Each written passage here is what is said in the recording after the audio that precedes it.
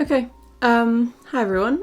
Today I am not going to be drawing. Today I am going to be talking about how to pick a good colour palette, or at least how I pick colour palettes. I don't know, these are just some of my go-to tips and tricks when I'm feeling a little bit uninspired. First tip number one, is to always go back to colour theory. So here I have some examples of the simplest of colour palettes, which is the monochromatic colour palette, which is where you have one colour and then different tones pretty much of the same hue. So then you create like an altogether colour for the whole thing. So this is obviously yellow. I do have a bit of red in there just to have a little bit of contrast, but then there are some red in her cheeks as well, so it kind of worked all together. So yeah, monochrome is always a good shout if you're stuck in colour palettes. So I have a few examples of these. So I have my yellow lady, my red lady, and my blue individual. I don't really know what they are. So the next one I want to talk about, I'm going to use this one as an example. So this is the logo that I did for mine and Piper's podcast called Binge Inking, where I used a primary colour palette. Again, going back to colour theory, primary colours are yellow, red and blue. And then I did use, instead of using black, I often use like a dark purple or a dark red, just because I don't know, it makes it look more vintagey. So another thing worth mentioning is that the primary colours don't have to be pure primary colours. So like this yellow is clearly a little bit orange, it's not pure yellow. Same goes with this blue, it's not pure blue, it is a slightly greenish blue. And the same with this red, it is not pure red, it is more of a dark pink. Okay, so my next tip, if colour theory fails me, and there are a lot more colour palettes that you can have that you can take from colour theory, it's not just the ones I've shown you, those are just examples. So my next go-to place for colour inspiration if colour theory fails me is to go onto Pinterest and to look up colour palettes, and they often give you an image like this and then colour palettes that are the main colours from that image. And this is a really easy and quick way to get a good colour palette because they've already done all the colour picking for you. It is a very good starting point, as a lot of these are. So these are some of my favourite ones that I found today. So we have this blue and pink colour scheme, which I like a lot. There's a greeny version with more coral tones, again blue and pink. More of a 70s wallpaper kind of vibe, I guess. A lot of the time colours are dependent on contrast as well, so like even though this looks like a really deep rich brown, when you go into it, it is actually quite grey almost.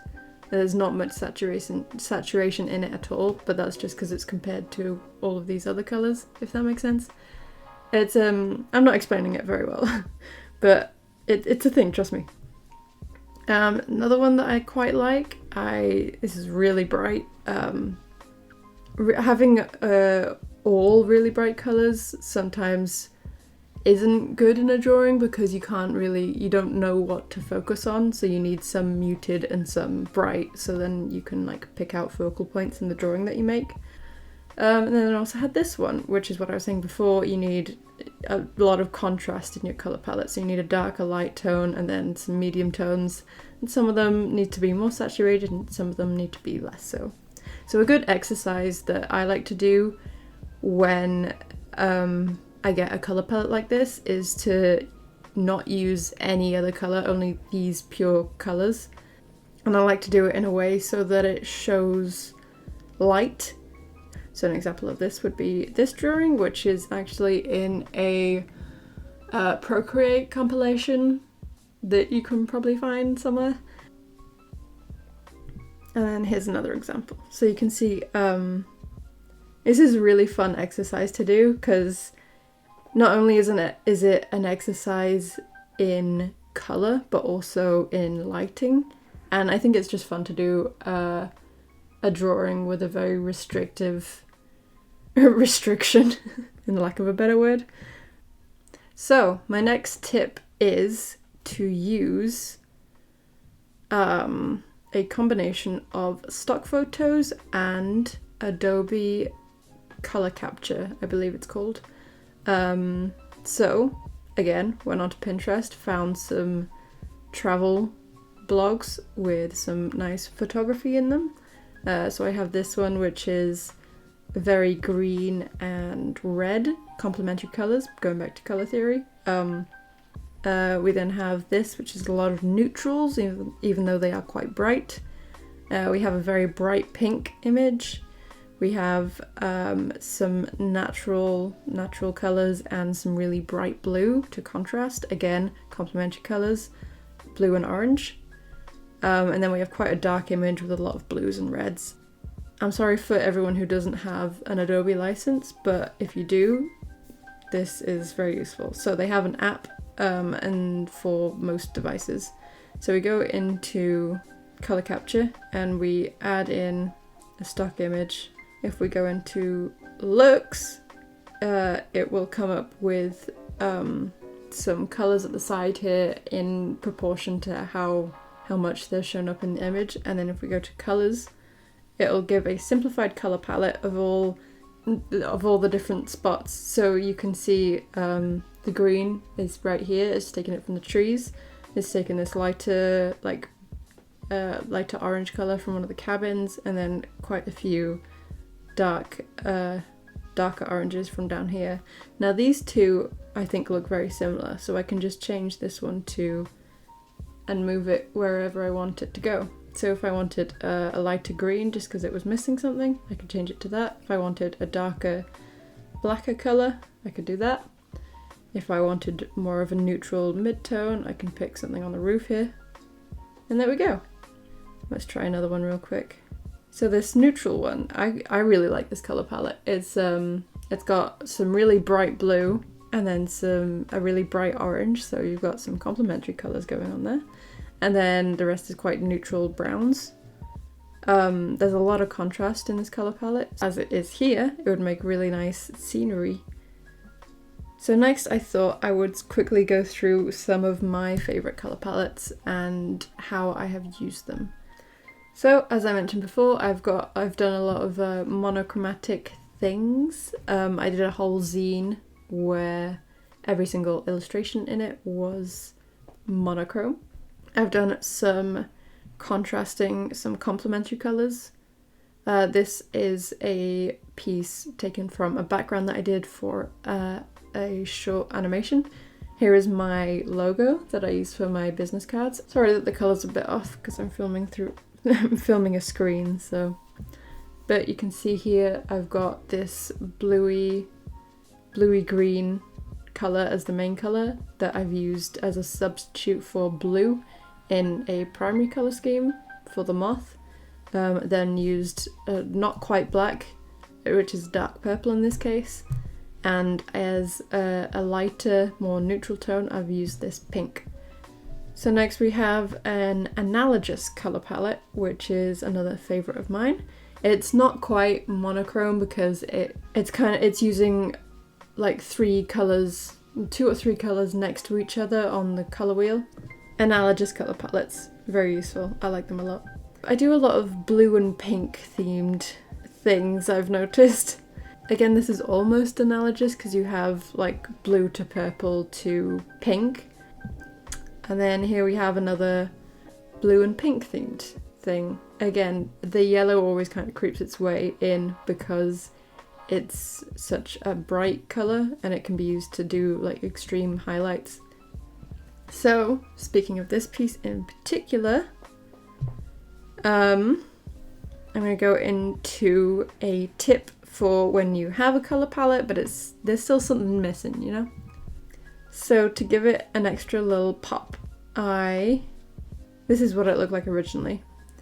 I added an overlay layer and that just makes the colours a little bit more vibrant and it draws your eye into where you want it to go. In this case it was the fire because that is the light source that's lighting up the scene.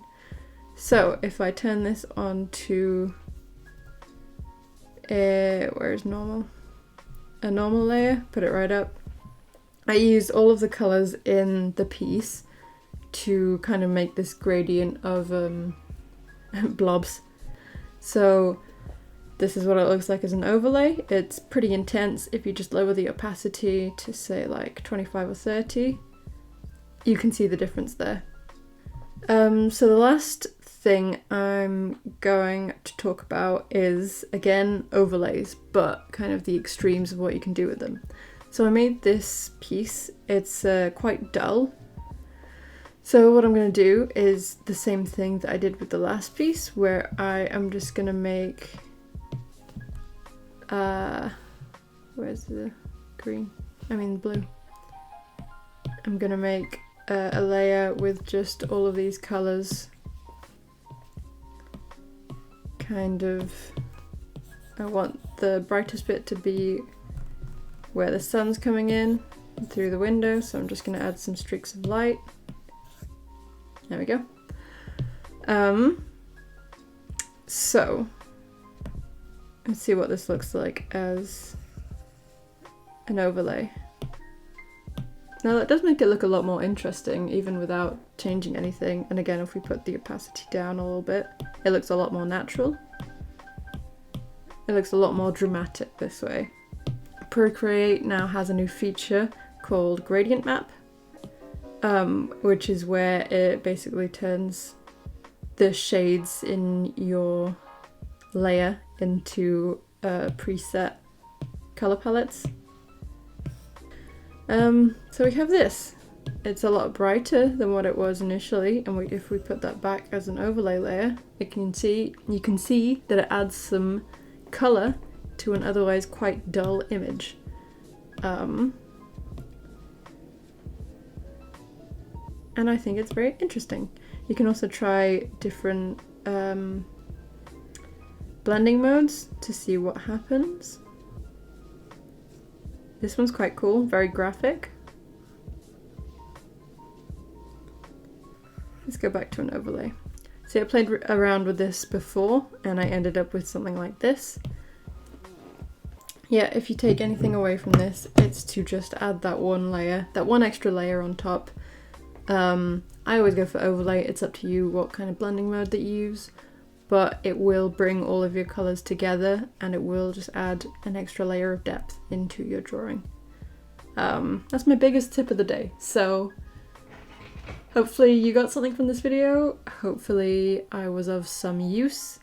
Hopefully I didn't ramble on too much, which I am doing now. So I'm going to end the video here.